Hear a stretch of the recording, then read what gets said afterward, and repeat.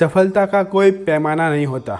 अगर होता तो हम उस पूरे पैमाने को समेटकर 7 सितंबर 2019 की रात को विक्रम लैंडर के टचडाउन एक्टिविटी में डाल के भेजते। हाँ, मैं बात कर रहा हूँ उस रात 1:30 बजे, जब मेरे साथ पूरा भारत चंद्रयान 2 का लाइव प्रसारण देख रहा था।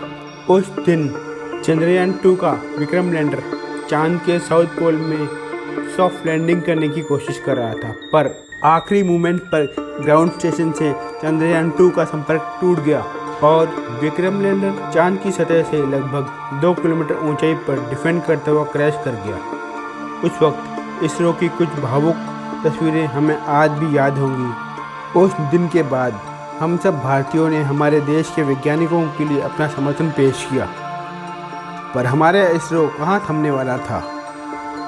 4 साल का समय स्पेस प्रोग्राम के लिए बहुत ही छोटा समय माना जाता है और हमारे वैज्ञानिकों ने बड़ी खामोशी से अगले मिशन पर काम करना शुरू कर दिया, क्योंकि हम भारतीयों को अपनी गलतियों से सीखना आता है। इसलिए मैं आपका दोस्त और होस्ट दीप आज आपको ये बताऊंगा कि क्यों चंद्रयान 3 हमारे वैज्ञानिकों के लिए इतना महत्वपूर्ण है और उसमें हमने क्या क्या अपग्रेडेशन किए हैं जिससे यह मिशन इसरो का एक सफल मिशन बनेगा। और अगर आपको डीप में ये जानना है उन 5 तरीकों के बारे में जिनसे हम कोई एक्सोप्लैनेट ढूंढ सकते हैं, तो उन दोनों वीडियो सीरीज़ के लिंक भी आपको डिस्क्रिप्शन में मिल जाएंगे। And if you like this type of deep space related video information, then make sure to smash the subscribe button and press the bell notification so that you will never miss the deep space related information of the universe.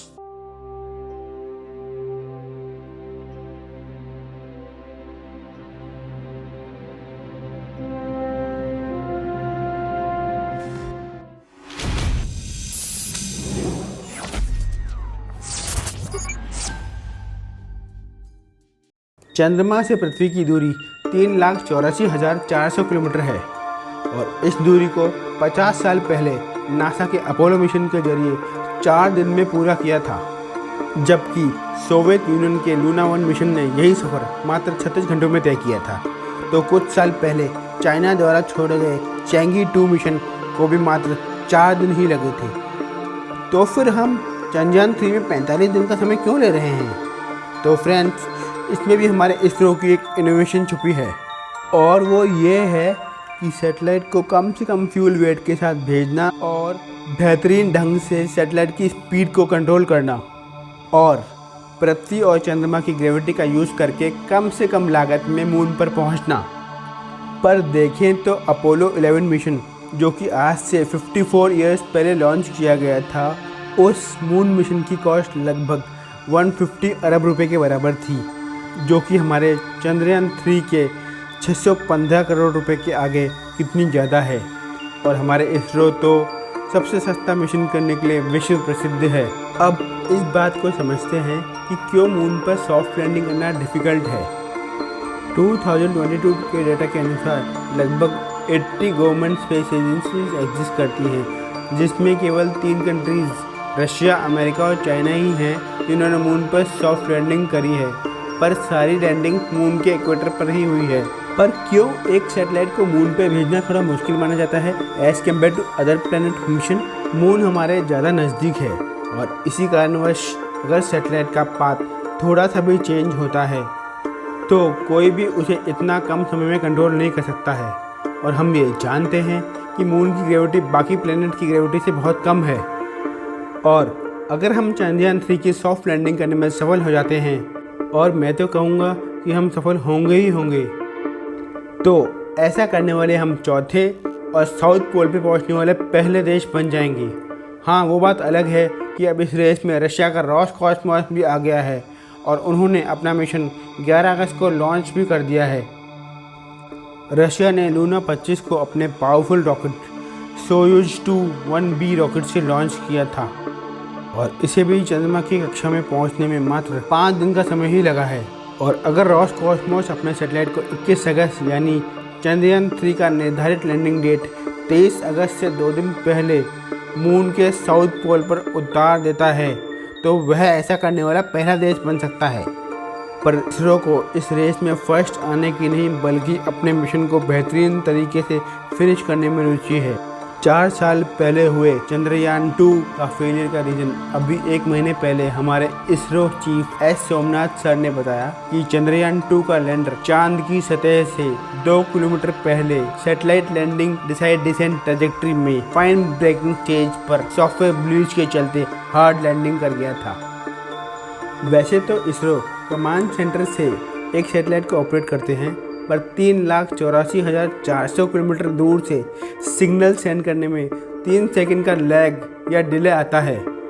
पर उस रात उस वक्त के ISRO chief doctor के सिवान के यह भावुक वाक्य हमें आज भी याद हैं। Vikram lander descent was as planned and the normal performance was observed up to an altitude of 2.1 kilometer.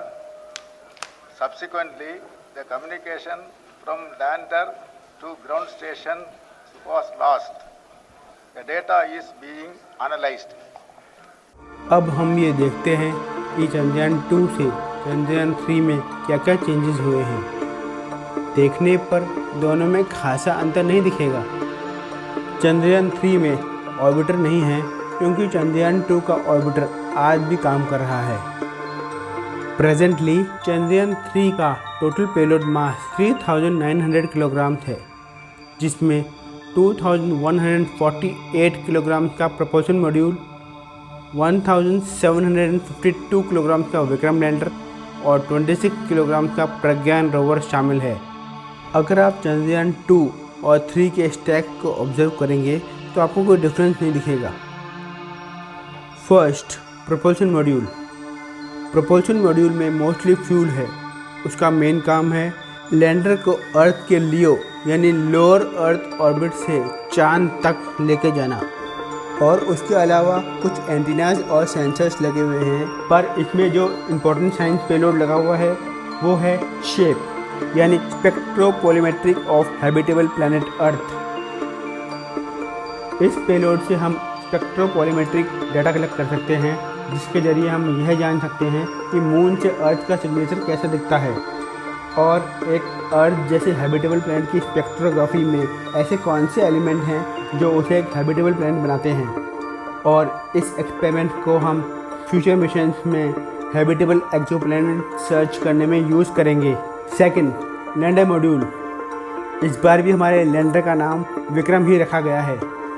Chandrayaan 3 के विक्रम लैंडर में 4 लैंडिंग लेग्स हैं और 4 थ्रस्टर इंजन हैं। चंद्रयान 2 के कंपैरिजन में 5 की बजाय 4 थ्रस्टर इंजन हैं, जो कि ईच 800 न्यूटन का थ्रोट लेवल इंजन का थ्रस्ट फोर्स जनरेट करेंगे। 5वां इंजन जो चंद्रयान 2 में डस्ट को मिटिगेट करने के लिए रखा था, अब उसे हटा दिया गया है और इस बार लेग पावर्स को और भी ज़्यादा एफिशिएंट बनाया गया है और अब ये लेग्स 3 मीटर पर सेकंड की वेलोसिटी के लिए रेटेड हैं। इस बार के चंद्रयान को पुराने फेलियर को ध्यान में रखते हुए डिज़ाइन किया गया है और इसीलिए पिछले 2 साल से इसमें autonomous flight testing, helicopter flight testing और ड्रॉप टेस्टिंग बहुत बार की गई हैं। और 5वां इंजन हटाने से जो जगह बच गई थी, उसके कारण इस बार आप लोगों को एक येलो डोम दिख रहा होगा, वो है फ्यूल टैंक। उसकी साइज़ को इंक्रीज किया गया है और हम यह जानते हैं कि ज़्यादा फ्यूल का मतलब होता है ज़्यादा एफिशिएंसी से काम करने की इंडिपेंडेंस। इस बार ऑल 4 साइड्स में सोलर पैनल्स लगाए गए हैं ताकि हर तरफ से पावर जनरेट करके पेलोड एक्सपेरिमेंट परफॉर्म किए जा सके। लैंडर पेलोड में 4 एक्सपेरिमेंटल पेलोड लगे हुए हैं, जिसमें फर्स्ट पेलोड है Rambha LP, radio anatomy of moon bound hypersensitive ionosphere and atmosphere Langmuir probe, जो कि मून की प्लाज्मा डेंसिटी और उसके होने वाले चेंजेस को मेजर करेगा, जैसे उसके फोटो इलेक्ट्रिक शील्ड और solar winds. Second experimental payload है ChaSTE, Chandra surface thermophysical experiment, जिसका काम है मून के पोलर रीजन्स में होने वाले थर्मल एक्टिविटी को मेजर करना। And third one is ILSA, instrument for lunar seismic activity, जिसका काम है लैंडिंग साइट्स के आसपास होने वाले भूकंप को मेजर करना और उसके थ्रस्ट और मेंटल की स्टडी करना। And fourth is LRA, laser retro reflector array, जिसका काम है मून के डायनामिक्स को समझना और वैज्ञानिकों को अर्थ और मून के बीच की दूरी को बहुत ही एक्यूरेट ढंग से मापने में सक्षम बनाना। थर्ड मॉड्यूल प्रज्ञान रोवर, जो कि चंद्रयान 3 के सॉफ्ट लैंडिंग करने के बाद ही बाहर निकलेगा और यह प्रज्ञान ही होगा जो मून पर चलकर हमें प्राउड मोमेंट देगा।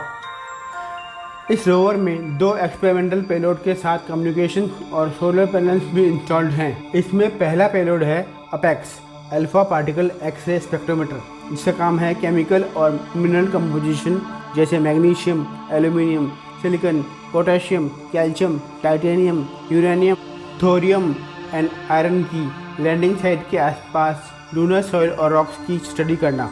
और दूसरा पेलोड है LIBS laser induced breakdown spectroscope, जिसका काम है लूनर सरफेस के बारे में हमारी समझ को आगे बढ़ाने के लिए केमिकल और मिनरल कंपोजिशन का अनुमान लगाना।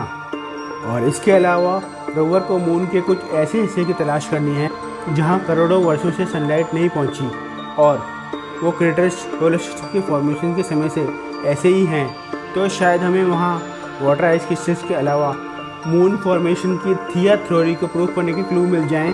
वैसे तो चंद्रयान 1 के समय MIP moon impact probe India का पहला ह्यूमन मेड ऑब्जेक्ट था जिसने साउथ पोल पर हार्ड लैंडिंग की थी।